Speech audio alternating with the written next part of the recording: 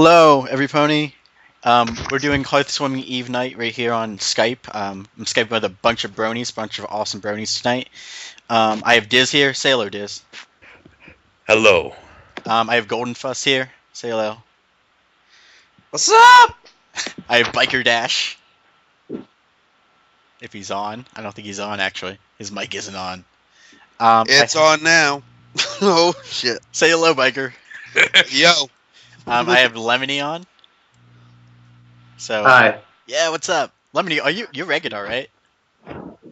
Yeah, I'm regular. Awesome, sweet. So we have like a Yay. big name guy on our stream right now. Gee, Who's regular?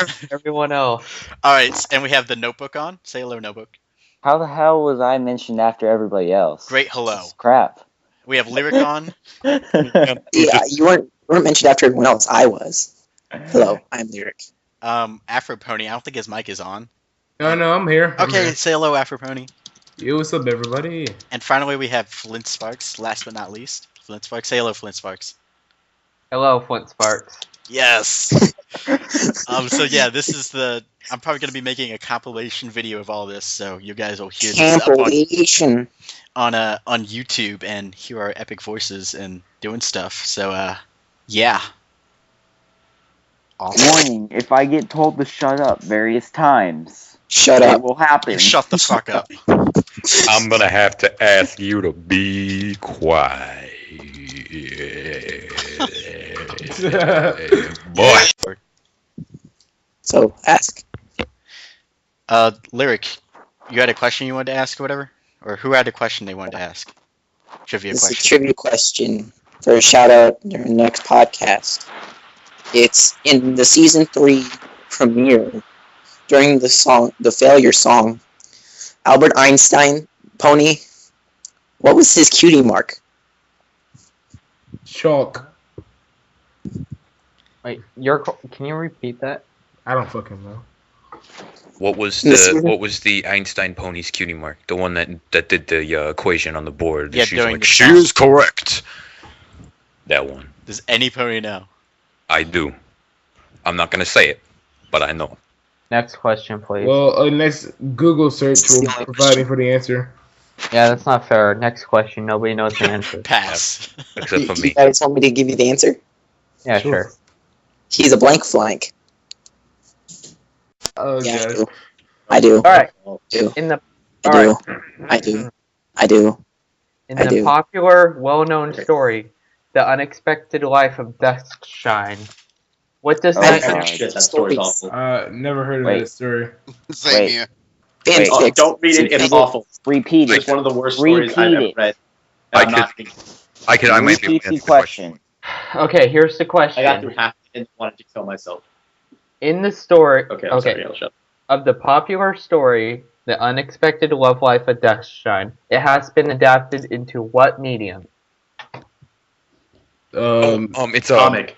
it's a- It's a comic. Close. It's a comic. Somebody made it into a It's a graphic comic novel. it's Manga. Graphic novel, whatever. Manga, because anime, of the- whatever the fuck. Because Comic. of the culture, I'll accept that. I have a Yes. question. Graphic novel, manga, whatever. Yes. it's got it. I have a question. You guys want to try to answer my question? Yeah, go Sure. Reggie. all asking questions. Who wrote the song Discord? Who wrote it? Eurobeat Brony. God, Really? Dang it. Living Tombstone. I thought it was Living Tombstone. I have No, a Living question. Tombstone did the remix. Yeah. I have a question for all of you guys. dick do I write? I have a question for all you Anyone? guys. Huh? Do you like bananas?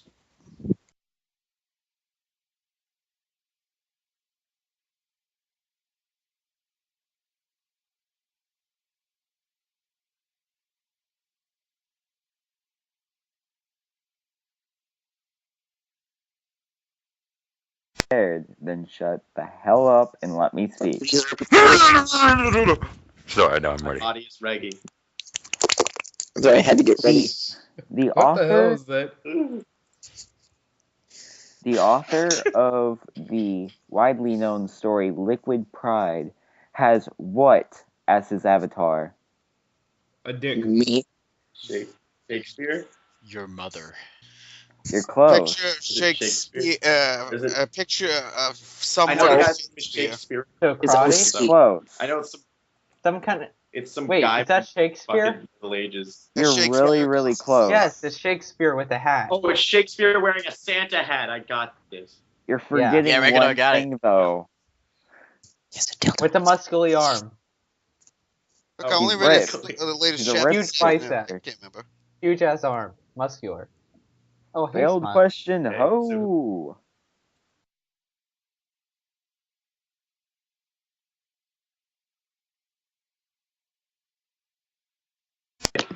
And that, ladies and gentlemen, I is wasn't- spam. Spam. As much as Here I in would Hawaii, love to that's stay basically here the and only talk thing to we you, eat. lovely motherfuckers, I gotta go because I have things to do. Have Bye, fun. Derek. Have fun jerking off, man. And people to see. Bye. Hey, He's gonna it's go supposed to be you. a secret. It's funny because that's what he's actually going to do. Just make sure you think of me. Have Mate. fun Wanna be in watching your your thoughts. private Think of that videos. beautiful Hey, horse face. I hope you like your Don't private videos. OD on Yowie, okay? So, do you guys Oh, want to wait, add? who's I'm posting just- Yowie? No one. Lemony. Okay, that's totally better. Yeah. Lemony. I can tell you Lilith's actual main account, their first account that they started on and everything, and of which you were in a collaboration with them. By Is the it short way, skirts and explosions? I bet it's short skirts and explosions. no. You remember the humongous collaboration that had like 25 people in it, including you, me, and like 3 other people. That were They said Yeah. that. Well, actually, that's really crappy Yeah. way of putting it. There was like 20 of us, and we were all split up into 3 different groups, and we each had 2 of the like we had to set up different OCs and crap, and then we.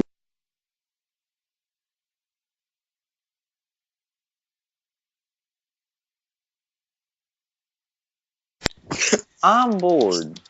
Way to go!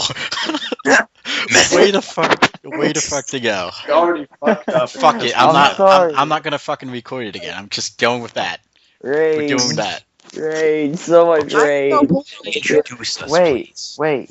You can take the audio from the first one because that was better, and then cut that out and paste it. Yeah, you can Yeah. just copy and paste No, around. but No, that it would wasn't. require Yeah, a copy and fucking paste how watch for you me. see I'm I fit. still. was listening to But it. I I'm want you guys sorry. to redo the entire thing because I didn't get to listen to any of it. Yeah, last we're time gonna I do did this it. from the beginning. There's gonna be a There you go. blooper reel of the first time because that was shit. Remember, blooper reel of all of NDB. This is all going to be a blooper reel because this is all shit right now. I'm still recording. We are all just in one gigantic All right, blooper everyone, reel. shut up while I describe the story. All right, we're gonna be reading "Smoking Makes You Cool" by Regadar, who we have on Skype here. Say hello, Regadar. Alright. Yeah, he's Hello. here. That's right. It's "Smoking Makes You Cool." It's a comedy and it's random. As we found out when we were trying. And to it's do these- very mature. Yeah, very. A lot of strong language. Like fuck and shit and. all It's that. very robust. Mostly It- from it one hits you with character, hit, though. Probably concussion. So we're going to try to get through this without me ripping my fucking hair out because I'm going crazy right now. Or me screwing up by trying to use the wrong accent. This is again. how I spend my heart swimming eve, guys, by trying to make Bronies read. All right, here we go. Pineapple. I'm going to read the Other- description really quick. The CMC finds some cigarettes and smoked them in an effort to look cool. Little did they know that they were in a ride for their tiny lives. Now with its own riff. Do you have like a guitar part to this, Lemony? Or Regadar? Oh no, Riff is like where it's like they did that mystery science theater thing except with stories. I love Okay. God. Rib tracks. Right. Here we go. Starting off with Sweetie Belle. I'm bored. Announced Sweetie Belle one sweltering summer afternoon. Well, so am I, but you don't hear me bitching about it. Scootaloo said in a pissy voice. Don't mind her, though. She's just on her period. Guys, I know how to solve our boredom problem. That filthy earth pony, Apple Bloom, came skipping down the path, blissfully unaware that she was significantly less endowed than her glorious unicorn master race friend, Sweetie Belle. Wow. How? Asked glorious Sweetie, her horn shining majestically in the summertime sun. Apple Bloom reached down into her back pocket, which she had installed in her blank butt, and retrieved a small rectangular package. I filched these from Applejack. Scootaloo looked at the package, her tiny yet supple Pegasus brain working at full capacity to understand what was inside. Shit, are those smokes? We can get our smoking cutie marks. Applejack doesn't seem like the kind to keep the smoke cigarettes, though. Are you sure you didn't get them from Big Mac? Sweetie asked, slightly confused. Of course I got 'em from Applejack. Big Mac's a sophisticated stallion. He smokes from his pipe. Of course, Apple Bloom was a wretched earth pony, so the other two didn't trust a word she said. Also, she was related to Applejack, the most notorious liar around. You know how those honest types are. Well, what are we waiting for? Scootaloo said with an eager grin. Let's light these faggots up. Oh, God. Wait, Rarity always tells me smoking is bad for you. Sweetie Belle pointed out. It doesn't matter if it's bad for us. Scootaloo said with a roll of her eyes. It makes you look cool. Obviously. Even though she was a meat-headed Pegasus, Scootaloo occasionally had flashes of brilliance. Well... Sweetie Belle said, still rather unsure. If it'll make us look cool... Once we're cool, we don't have to worry about those dumb cunts' diamond tiara and silver spoon. Scootaloo licked her lips. Hell, we could even make them our rape slaves. Oh my gosh, just kidding, rape isn't funny, guys. Apple Bloom struggled with the package for a few moments. It is in this story. Very. Apple Bloom struggled with the package for a few moments, which had a picture of a cool-looking camel in shades saying the word, "Smoking is the shit," on the front, before finally ripping it open with her teeth, causing cigarettes to fly everywhere. If only she had let her superior friend, Sweetie Belle, use her magic to open the box, then this disaster could have been avoided. Each of the three foals scurried around, sniffing each cigarette individually. It's how you tell if they're ripe or not. Damn it, Apple bitch. I think you got us a bum pack. Scootaloo grunted, sniffing yet another unripe cigarette. Wait, no! I found one! Sweetie Belle said enthusiastically, scoring yet another point for the Unicorn Master Race. I've got one too. Apple Bloom said, picking one up out of the dirt. Her lips touched the grimy ground, and she felt a bit of excitement. Dirty earth ponies often fornicate with the ground, as is the dirty earth pony way.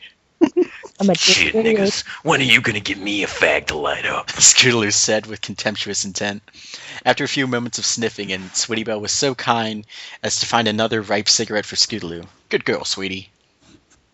Alright, let's become cool. Sweetie Belle used the spark from her horn to magically ignite the cigarettes, and every pony inhaled deeply. Soon they were all lying on the ground, coughing and sputtering. Oh God, this was a horrible idea. Sweetie Belle screeched. Why did I ever think this would be a good idea? Apple Bloom spluttered as her inferior earth pony lungs began to fail her. Fuck you, Apple Bloom. Scootaloo said with a hack and a wheeze. They get the point. But as the three foals lay there asphyxiating, there we go. They suddenly began to feel a tingle deep inside of them. In a flash of golden light, they were overcome with the essence of pure cool, as one does when one smokes cigarettes. If you don't believe me, try it out for yourself. Once the golden light had passed, Scootaloo looked down at herself. She was now in possession of a green hoodie and looked fucking awesome. Hell yeah, bitch. Sweetie Belle looked down at herself too. She was wearing a leather jacket. What? Possess? What? Possess. Oh, possess? Is that what that is? Possesses. Supposed to. I guess. Possessing? I don't know. I don't know. A pair of aviator sunglasses, and was not only adorable, but now hardened to the core. This is so cool. It was Apple Bloom's turn to look down at herself. She was wearing a plaid shirt that were tucked into her shorts. The shorts were way too high, and suspenders that held her pants in place. She wore thick rimmed glasses. She had braces over much larger than they were before teeth. She also had a fedora placed on her head. What the fuck? I look like Urkel. That is 10 times better than the actual line.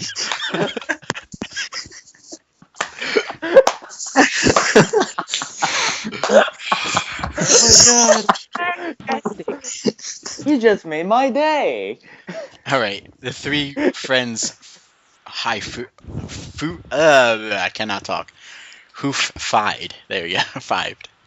Now let's go fuck those bitches up. Scootaloo said with an evil grin. And then? Diamond Tiara said with a sniffle to Silver Spoon.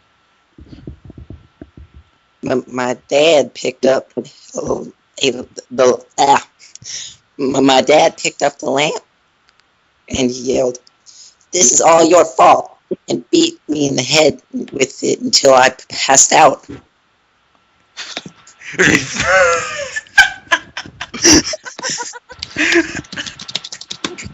Oh Lord. It's funny because child abuse is hilarious. I can't say that without laughing. Go on, come on, you can say it. Hey, fuck nuggets. Hey, fuck nuggets. Say that without laughing. Yelled Scootaloo as she descended upon the duo. Your time of fucking with us is over. Silver Spoon and Diamond Tiara exchanged looks. You sound like Batman. Actually, we haven't even talked to you guys since Oktoberfest, so... The Valley Girl accent.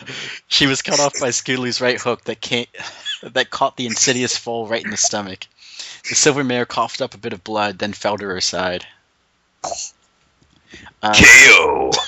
Fatality. Where am I? I just lost this spot. Oh, Sweetie Belle slid over to Diamond Tiara. No, please, I'll do anything, just don't. The filthy earth ponies... Wait, what? Oh, never mind. The filthy earth pony's already bloody face was beat even bloodier by Sweetie's glorious, swift unicorn punches. Apple Bloom did her best to contribute, but as a disgusting earth pony, her best was not good enough. In an attempt to do a basic buck, she tripped over the fallen Silver Spoon and landed directly on her ugly yellow snout, where her frail and inferior earth pony neck snapped. Now it's a fatality. Why am I laughing at this? Scootaloo, Because you love it. I love him. Scootaloo, ignoring her fallen comrade, continued to kick Silver Spoon in the stomach, sauteing her internal organs. The evil filly cried for Scoots to stop, but there was no brakes in the Scoot train. Can't stop the train, baby. Sweetie Belle, meanwhile, was punching Diamond Tiara all about the head, neck, and chest. Like a boss. Exactly. In one final last glorious unicorn finishing move, she lifted the dirty earth pony up with her superior unicorn magic and bucked her right in the ovaries. Ovaries. Diamond Tiara flew high up in the air, leaving the atmosphere and sailing through time and space. Where she landed in Hoboken, New Jersey. What a shit. Hold on. I just gotta say, I think she was overreacting. Oh. Carlos. Now we know what happens to Team Rocket. Blasting off again. They landed in Hoboken. They land in Hoboken. Become hobos. That's where they're so evil. All broken. Hoboken. Alright, they landed in Hoboken, New Jersey. However, her travels through space and time did not leave her unchanged. As she traveled across the cosmos, she had aged backwards down to the age of a little filly. Her mane, which was exposed to cosmic radiation, gained all the colors of the rainbow, and she was blasted into a different style. Due to how fucking cold it was in space, her coat... how fucking cold... Oh my god. Her coat turned a light shade of blue. When Diamond Tiara fell into Hoboken, she landed right in a cardboard box where a small my god. Oh, it's a My Little Dad. What? That's awesome. What? Oh my god. Oh no. Oh. The tiny animal died. She landed right in a cardboard box where a small kitten was currently sleeping. A tiny animal died upon impact, and it was cushioned, but it cushioned Diamond Tiara's fall. I'm confused. She went from an Earth Pony to a Pegasus? She turned to Rainbow Dash, apparently. Apparently. Hey, Rainbow Dash Origins. don't question Billy the wants to become awesomeness blue and of Sweetie Belle. Oh my That's gosh. a- Alright, who's speaking? The awesomeness. Oh, fat guy. Fat guy. Who wants Oh, hi there. Wait, who did... What? Who's doing the fat guy voice? I am. Okay. Hi there. Hi there. Oh yeah, okay. Came a voice. Diamond Tiara looked up to see some fat guy covered in Cheeto dust. What are you doing here? Diamond Tiara tried to talk, but her mind had also aged backwards. She could not remember how to articulate words. And so the fat guy took Tiara home, probably to molest her and cover her with Cheeto dust. Also, for some reason, he kept calling her Dashy. Back in Equestria, the remaining Cutie Mark Crusaders high-hoofed each other. Alright, we beat the shit out of them. Scootaloo said with a grin. Neither of them acknowledged the melancholy death of Apple Blue. I didn't even realize she died. Ghost. Instead, leaving her body to rot and eventually become dirt. A state of being that suited her dirt earth pony heritage. Oh my gosh. Take me to the orchard so I can fertilize the apple trees. Here's the pecking order. It goes Scootaloo, then Sweetie Belle, then the dirt, then Apple Blue. That's terrible. Actually, it goes Scootaloo, then Sweetie Belle, the dirt. There you go. Weird Alicorn. Actually, I'm pretty sure it's Scootaloo because she's a part of the glorious Unicorn Master Race. Right. Oh yeah. So It's just that Scootaloo thinks that she makes all the decisions, but Sweetie Belle's actually sending her telepathic messages. okay. It's just that Scootaloo is so dumb that she thinks that she thought of them herself. Wow. Sweetie Belle looked back at her flank and Your gasped. headcanon is strange, my good friend. Sweetie Belle looked back at her flank and gasped. Look, we got our cutie marks. It was true. The image of a glorious lit cigarette adorned the flank of Sweetie Belle, and the image of what one's lungs looked like after 20 years of smoking adorned Scootaloo's. Let's celebrate this with more smoking. Shouted Scootaloo in ecstasy, and so the two skipped off to enjoy more cigarettes, where they lived out the next 3 years of their lives being totally fucking awesome before dying of lung cancer. They were chain smokers. What do you expect? So remember, kiddies, you may die a horrible... Oh my gosh, I want to read this right. So kiddies, remember, you may die in a horrible fashion from smoking, but at least you'll look cool. What a great... I'll look cool. Hey, And need Apple Bloom got that hand in. I got to die without getting a stoma in my throat. I was molested by a fat guy. guess what? I died sounding like this. Okay, so thank you for listening Guess to this what? impromptu I'm the only reading. one that wouldn't have died in a horrible fashion. My sister is a dress designer. I just Yay! said something. I thought y'all said this was going to be a dirty fit.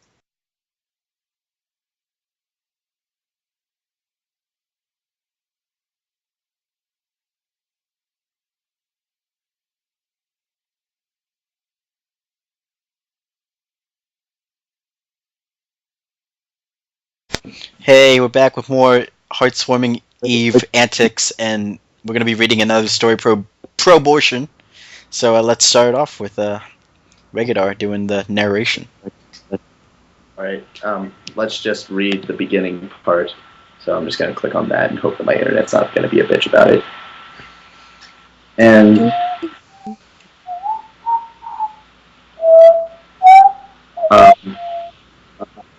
fuck. My internet's like not cooperating. We're waiting, Regadar.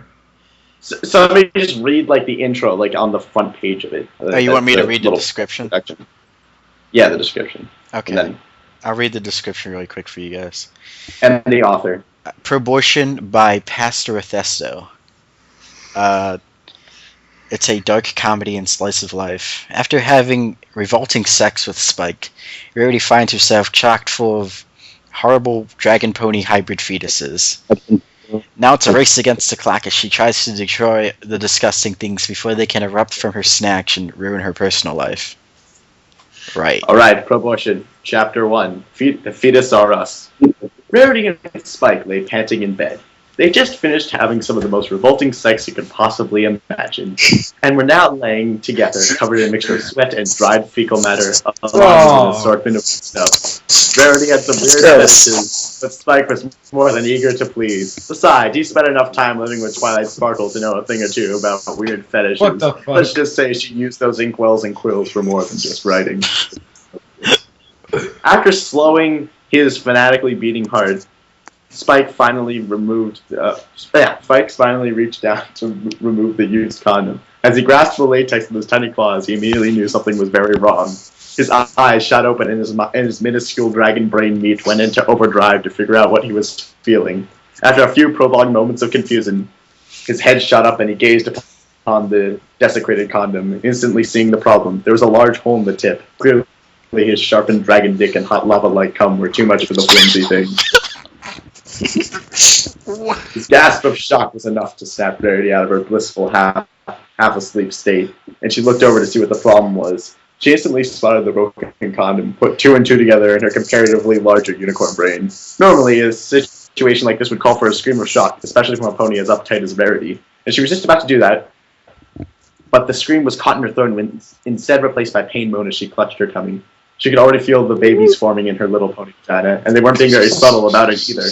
They were moving around more than Carmen Sandiego down there, and needless to say, it was very uncomfortable. She groaned in pain as the writhing mass of stem cells continuously pounded against her uterus walls. They were really tearing the place apart, and no doubt, by the time they were done, her vagina would look worse than the aftermath of one of Pinkie Pie's parties. Spike was by her side in an instant, trying to comfort her. This was partially his fault, after all. He knew he should have bought the obsidian condoms instead. Rarity appreciated the gesture. Obsidian condoms. Got Minecraft now. There's no way she could let these horrible half-pony, half-dragon spawn erupt from her snatch. Having to take care of a brood of abominations would no doubt considerably cut into her free time. She already had her daughter, Sweetie Belle, to look after. And that's not even considering all the horrible rumors and talk that would go around. What? She'd be the laughingstock of all the ponyville. No one would ever want to buy her dresses again. Not to mention, Spike is only like 10 years old, so it was illegal, and Rarity would likely be charged with pedophilia and imprisoned for countless years. Needless to say, something had to be done. These horrible things needed to be killed. Spike! She gasped out. We have to destroy the babies before it's too late. Spike recoiled in horror. These were his babies she was talking about killing. Did we not agree on it? Spike. On a voice actor. I'll be Spike. Spack. Spack. What? You Spack. He asked intelligently. What? They have no place in this world. They must be purged. She told him, the conviction in her voice making it quite clear that there would be no arguing the point. Spike gulped, nervous beyond belief, before nodding his head. He really didn't want to do this, but he'd do anything for Rarity. What do you want me to do? Rarity looked around the room before her eyes dropped on the open closet. Grab one of those clothes hangers, darling. We're going to scramble my eggs. Oh my gosh. Sorry, I couldn't do that in a straight face. Okay. Any normal being would have been immediately turned off by this, but not Spike. Scrambling eggs is his fetish. Besides, this is hardly the weirdest thing he and Rarity had done. Not even close. He skipped over the closet excitedly, eager to get to work, and selected a thin metal hanger that would do nicely. Spike. Oh, sorry. Can you guys hear me? Yeah. Okay, Yeah. good. Sorry, I got interrupted. And now, where were we? And selected a thin metal hanger that would do nicely. Right. I have to find that now. Whoops! Now what? Now what? He asked. Thankfully, Rarity is an expert. She'd given herself more abortions than she cared to count. Jesus. Just unwind it until it's straight and then shove it in, darling. Rarity then laid her head back on the pillow, letting Spike work on bending the hanger into a tool of death as she attempted to ignore the pain in her no-no zone. After a few minutes, she grew confused. Spike should have been done by now. It didn't take nearly this long to kill a fetus. She would know. With a bit of effort, she moved her head up to see the room, only to find Spike sprawled face first on the ground. She instantly left her hose, wanting to make sure that her little spiky wikey was all right. She tried to check his pulse with a hoof, but couldn't find it. By the looks of it, he was already dead. What? Then she remembered something very important about dragon mating that she had somehow overlooked in her lust. When the male dragon finally spreads its seed to the female dragon, it dies in horrible agony as all of its organs shut down. The female dragon then ingests the body for sustenance. How did she overlook? Seeing no reason not to, as a lady never wastes food, Rarity promptly went to work devouring the body. She even went so far as to crush the bones with her teeth and suck the marrow out. Oh, After finishing, she wiped some blood off her face with a napkin before reclaiming her spot on the bed. She laid there for a few minutes, trying to ignore the fetus's constant wriggling, until she remembered how dragons give birth. Once the babies are done forming, they tear their way out of their mother, devouring her skin with a prejudice only babies can show.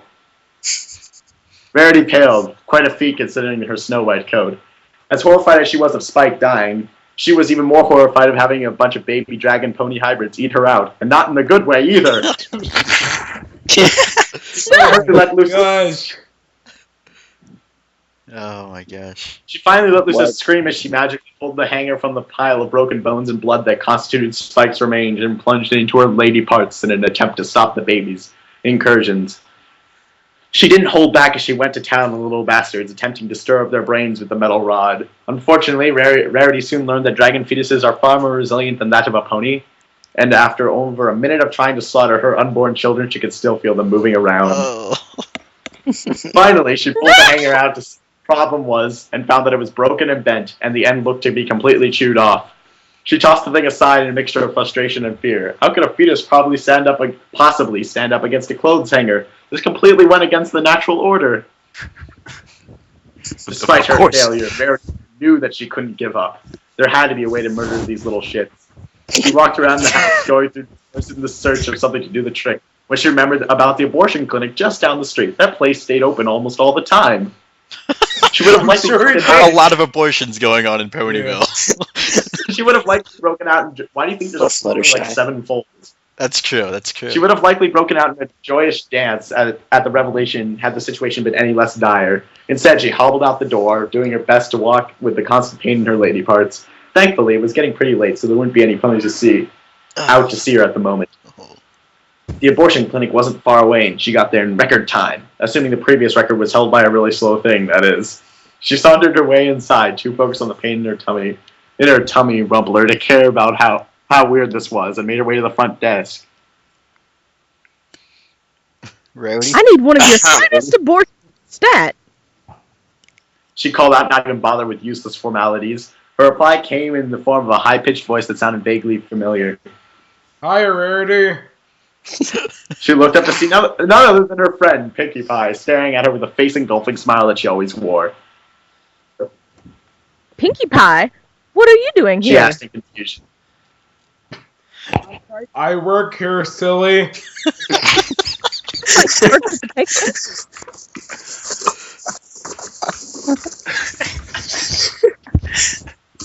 I do. Piggy shot back in her usually overly excited voice. The deadpan stare she received from Rarity prompted her to explain. I work there during the day, but at night, I run this abortion clinic. This only added to Rarity's confusion, as she set aside her abortion needs for a moment to get to the bottom of this.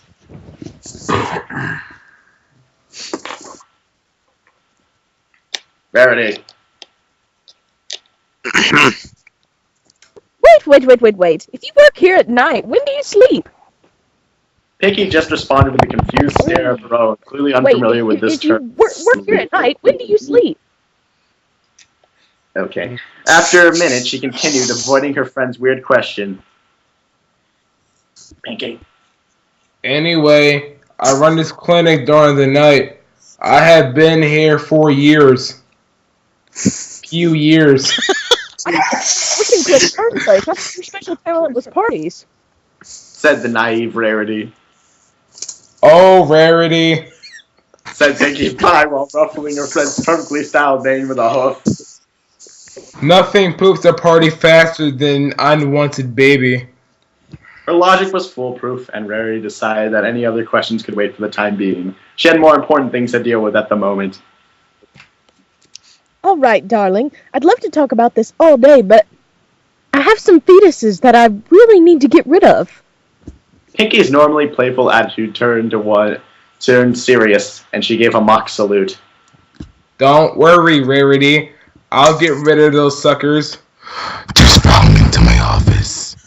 She got up and walked through a door to the side of the counter with Rarity in tow. Once inside the office, Rarity couldn't keep her jaw from dropping as she looked around. The middle of the room was dominated by a large metal table covered in an assortment of leather and metal straps, above which hung a lamp from the ceiling. The side wall was the side wall as well was covered in several strands around the room, and was also covered in an array of what looked like medieval torture devices, medical items, and even some random kitchen appliances. There was even a rack with a collection of different sized hypodermic needles, the largest of which was longer than her foreleg. On the back wall was a shelf with rows of jars filled with what looked like alligator fetuses. The stench of decay was heavy in the air, and Rarity's massive eyes picked out a few bloodstains on the floor that hadn't been cleaned up. What's all this? She asked when she reclaimed control of her mouth. Pinkie looked around, not sure what her friend was talking about. The abortion room, duh. But what's all with all the weird tools, and why do you have alligator fetuses in a jar? Do you abort alligators here too? Rarity knew time was of the essence, but these were questions that needed to be asked. I abort a lot of weird things. You wouldn't believe some of the weird shit that ponies have sex with. Just the other day, I removed the large insect larvae from Berry Punch. These tools are necessary, and the alligators are for me. She answered as though it were the most normal thing in the world. At least that explains where Gummy came from. Oh my god. Under normal circumstances, Rarity would have never have come to this to a clinic this filthy and creepy, but she was desperate.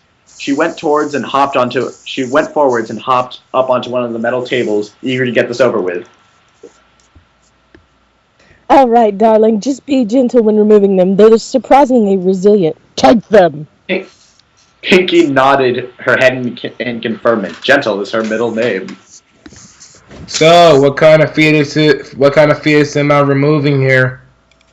She asked, pulled out a clipboard, and filled out some paperwork with a pen as she held in one hoof using her super earth pony magic.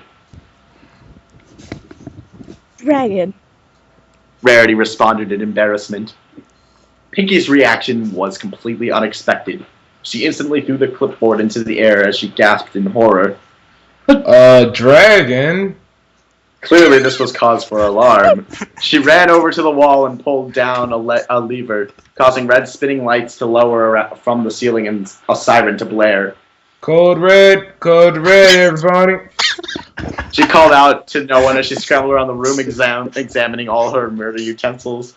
Suddenly the door flew open as none other than Barack Obama wearing gloves ushed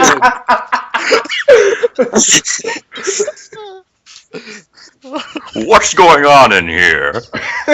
Pinkie didn't even look up as she searched the shelves for a suitable tool. Dragon. She called out. Barack recoiled in shock, but quickly composed himself. He was a professional. He'd seen some serious shit in his many years of working at the clinic. He pulled his face mask on and put on a pair of latex gloves, ready for things to get messy. All right. After a matter of seconds, Pinkie came to the table, now wielding what looked like a chainsaw in her hooves. All right, I found it. Rarity looked on in horror. The last thing she wanted was a chainsaw going into her vagina. What's going on? She yelled out. Pinkie Pie looked directly into her eyes, showing a seriousness that Rarity wasn't used to from her friend, before speaking very slowly in a level tone. We need to remove those dragon fetuses right now. A chainsaw is the only thing powerful enough to destroy them. Don't worry, I'm a professional. I won't let anything happen to you. Despite her fear, Rarity knew she was in good hooves. Besides, she was really desperate, so she had no other choice. She simply nodded to let Rarity know that she was ready to begin the operation. All right, just lay down on a table and open your mouth. Instructed Pinky. In case you didn't know, pony genitals are in their mouths. It's totally canon. You 6 months have stared at enough pony plot in the show to know that there's nothing down there. With that said, Pinkie Pie picked up the chainsaw and revved it up before inching it towards Rarity's mouth vagina. Her assistant, Obama, stood by, ready to help in case something went horribly wrong. Thankfully, Pinkie Pie is an expert, and in all her years of aborting, she only had ever lost a few patients. She shoved the chainsaw into her friend's throat, using precise movements to avoid tearing into the delicate, fleshy walls. Once she was confident, she pushed the chainsaw deeper, all the way into Rarity's stomach uterus. There was a sickening gurgling as the bladed teeth of the saw sliced through the fetuses without remorse. They let out one final death shriek as they were shredded into countless pieces. After a few moments, Pinkie was confident that she had successfully destroyed the little bastards, and pulled the chainsaw out, happy that she had completed yet another flawless procedure. Rarity smiled in joy, no longer feeling the pain in her tummy. Thank you, Pinkie Pie. I don't know what I would have done without you. Pinkie Pie smiled back, pulling a piece of paper out of nowhere and hoofing it over. Don't think we chose yet. Here's your bill. Rarity's eyes shot open in shock as she looked at all the numbers. The bill was so grossly large she couldn't help but vomit the mutilated remains of her fetuses and Spike all over the floor. And they all lived happily ever after at the end. I'm Barack Obama, and I approve this message. All right, one question: Why didn't they have Twilight have the chainsaw? Because then it would have been Tara Strong voicing like Lollipop Chainsaw. Yeah. Oh, silly. Yes. I'll read the author's note really quick. You'll know you're older. Author's note: I've had so many better ideas for stories. I can believe that, right? Why did I waste my time writing this? Whatever. I got a lot of sick lulls from this, and in the end, isn't that what truly matters? I guess so. Yes, it is. No. Oh my gosh. That was a brilliant story. Now you all know why this is the best story ever written in terms of comedy. Hey, Airy Pony, this is Weird Alcon. I'm signing off. It is now officially turned Christmas where I am. And I was here to mark this momentous occasion with Diz, Golden Fuzz, Lyric, Afro Pony, Cult Zero, and Demi Slater. Or Southstar. I can't say your name. Fuzz. My name's Golden Fuzz, sir. Didn't I say Fuzz? You kind of did. Saucer. No one cares. I'm just Except kidding. for the people who do. Mind you. But thankfully all these bronies were here to... oh, thank you. Thank you. Merry Christmas to all of you who celebrate it. And I will probably be making this into a big compilation podcast thing with all these funny people. And I'll see you with another video soon. Later. Goodbye.